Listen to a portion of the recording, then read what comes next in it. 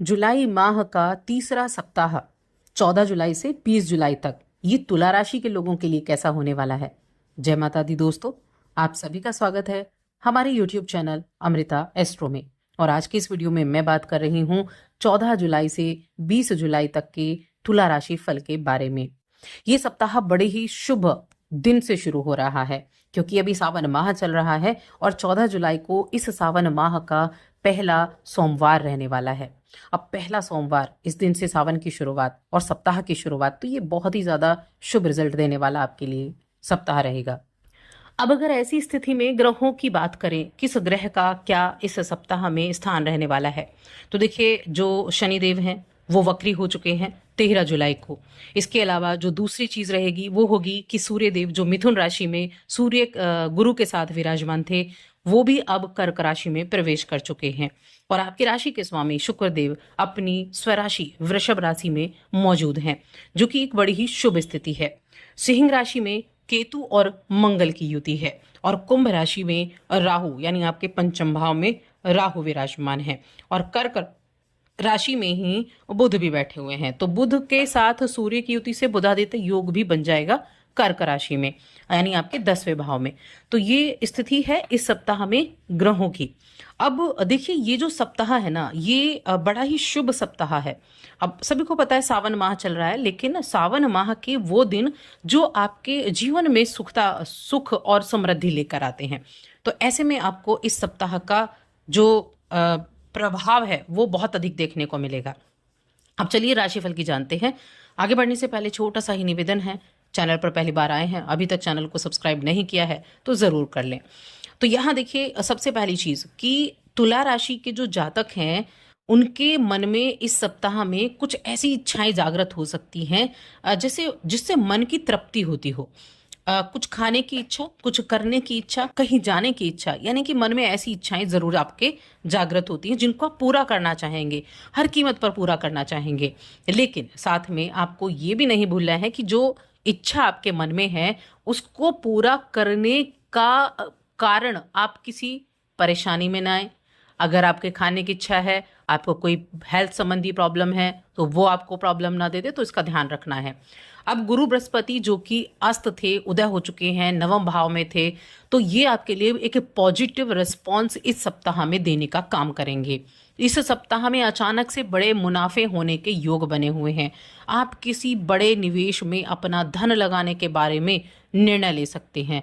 तो इस मामले में गुरु का सपोर्ट नवम भाव यानी कि त्रिकोण भाव में बैठकर आपके लिए अच्छा रहेगा। जब त्रिकोण भाव बड़ा ही शुभ होता है तो देखिए केंद्र और त्रिकोण, जब ये भाव आपके शुभ होते हैं तो उसका रिजल्ट आपको अच्छा मिलता है। अब त्रिकोण भाव में गुरु हैं तो त्रिकोण आपका एक्टिव है, आपकी राशि भी होगी, आपका पंचम भी हो गया। पंचम हो गया यानी राहु है, राहु पर गुरु की दृष्टि भी है।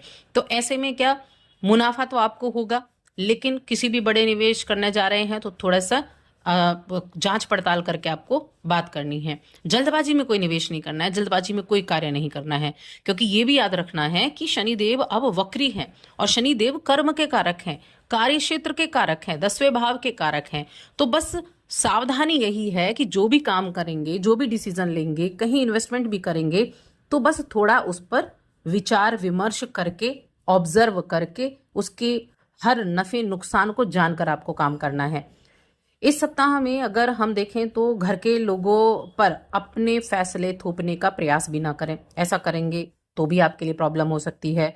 इसीलिए बस धैर्य रखें, अपने काम से काम रखें, कुछ चीजों का समाधान भी खोज पाएंगे। अब राहु पंचम में बैठे हैं तो क्या होगा, साहस बड़ा अच्छा रहेगा, साहस पराक्रम इनमें आपको वृद्धि देखने को मिलेगी। अब इनमें वृद्धि होगी तो एफर्ट भी ज्यादा अच्छे से आप कर पाएंगे। वित्तीय लेन देन, कोई भी पैसों का लेन देन करते हैं, पारदर्शिता बनाकर रखें।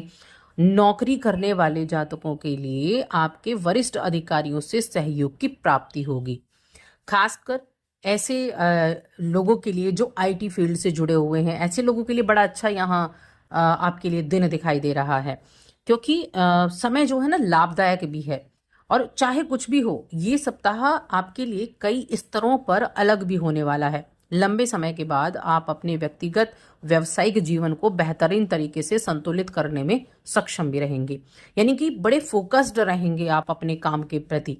किसी तरह से भी, यानी आपको काम करना है और ये आपके मन में है, तो अपने काम को सबसे पहले लेकर आप चलेंगे। बाद में कुछ और आप देखेंगे कि हाँ, पहले मुझे अपना काम करना है, बाद में कुछ और की चीज के लिए मुझे ट्राई करना है। तो ये मन में आपके भाव रहेगा।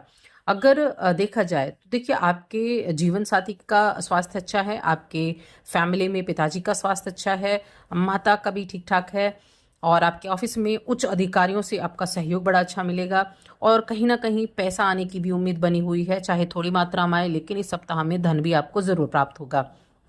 आपके अपने सभी कार्य आपके खुद के परिश्रम के बल पर ही बनेंगे। भाग्य से उम्मीद मिलेगी, भाग्य काम करेगा क्योंकि भाग्य भाव में गुरु है, लेकिन परिश्रम ज्यादा करना पड़ेगा। इसके अलावा संतान की सेहत का ध्यान रखेंगे। संतान की सेहत थोड़ी बहुत ऐसा खराब हो सकती है, फीवर आ गया, कोल्ड हो गया, इस तरह से, तो यहाँ ठीक जो है इन चीजों पर रखना है। अब इस सप्ताह में बाकी चीजों के लिए अगर देखा जाए तो ये सप्ताह क्या रहेगा, कई ऐसे आपको करियर से जुड़े हुए कुछ महत्वपूर्ण निर्णय लेने आप पड़ सकते हैं, और अगर आपने समय पर निर्णय नहीं लिया तो आप बेहतरीन अवसरों को गंवा भी सकते हैं, तो ध्यान रखें। कुछ पिछले टाइम में आपकी पूर्व में की गई आपकी जो कड़ी मेहनत है उसके द्वारा आपको अच्छे रिजल्ट भी देखने को मिलेंगे, और आपके लिए कुछ सम्मानजनक भी स्थिति होने वाली है, यानी कि आपको सम्मानित भी किया जा सकता है। इस दौरान घर परिवार में मान सम्मान की प्राप्ति होगी। जो इस राशि के स्टूडेंट हैं उनको अपने टीचर्स की खूब सराहना भी मिलेगी। एक चीज हमेशा मन में रखें, दिमाग में किसी भी तरह का अहंकार ना आने दें। चाहे सफलता कैसी भी हो, छोटी हो बड़ी हो, कैसी भी सफलता मिली हो, लेकिन अहंकार ना आने दें, क्योंकि ये आपकी सफलता के लिए बहुत बड़ी मुश्किलें भी खड़ी कर सकता है। तो इसीलिए इन चीजों का आपको अच्छे से ध्यान जरूर रखना होगा। किसी भी तरीके से संबंधों में गलत फहमियां ना आने दें। गलत फहमियां अगर थी तो उनको आप दूर करते दिखाई देंगे, लेकिन गलत फहमियां आने भी ना दें, इसका भी आपको ध्यान रखना होगा। पारिवारिक जीवन में अगर कुछ तनाव चल रहा था तो उस तनाव को भी आप दूर करते हुए दिखाई देंगे। अब ये जो सप्ताह है, इस सप्ताह में कौन कौन से दिन अच्छे हैं, तो इस सप्ताह में देखिए, अगर आप अपनी इच्छा पूरी करना चाहते हैं और विवाह की इच्छा है, खास तौर से मन चाहा वर, मन चाही वधू पाने की इच्छा है, तो सोमवार के व्रत करें। पहला सोमवार 14 तारीख को ही है, जिस दिन से सप्ताह शुरू हो रहा है। इससे लेकर 16 सोमवार का व्रत आप कर सकते हैं। पूरे मन से आप करेंगे, इच्छा पूरी होगी। साथ में जो मंगलवार का दिन होता है उस दिन मंगला गौरी व्रत किया जाता है। अपने पति की लंबी आयु के लिए, घर में सुख समृद्धि के लिए इस दिन का भी आप जो व्रत कर सकते हैं अपनी इच्छाओं की पूर्ति करने के लिए। 18 तारीख बहुत शुभ है, 19 तारीख बहुत शुभ है। इस दिन आपके किए गए कार्यों से आपको अच्छा लाभ देखने को मिलेगा। 16 और 17 ये 2 तारीख पूरे सप्ताह में ऐसे दिन हैं जब आपके कार्यों में बहुत सारी रुकावटें आ सकती हैं। बाकी दिन तो आपके लिए अच्छे हैं। 16 और 17 तारीख को आपको थोड़ा सा ध्यान रखने की आवश्यकता होगी, क्योंकि व्यवधान आ सकते हैं, कार्य डिले हो सकता है। अब क्या करना है उपाय के तौर पर, जैसा कि मैंने पूजा पाठ तो आपको बता दी, लेकिन प्रतिदिन शिव चालीसा का पाठ करें। 1 बार या 5 बार या 7 बार या 11 बार, ये आप कर सकते हैं। शिव चालीसा का पाठ करें, बहुत ही अच्छे रिजल्ट मिलेंगे। और साथ ही चैनल को सब्सक्राइब कर लें।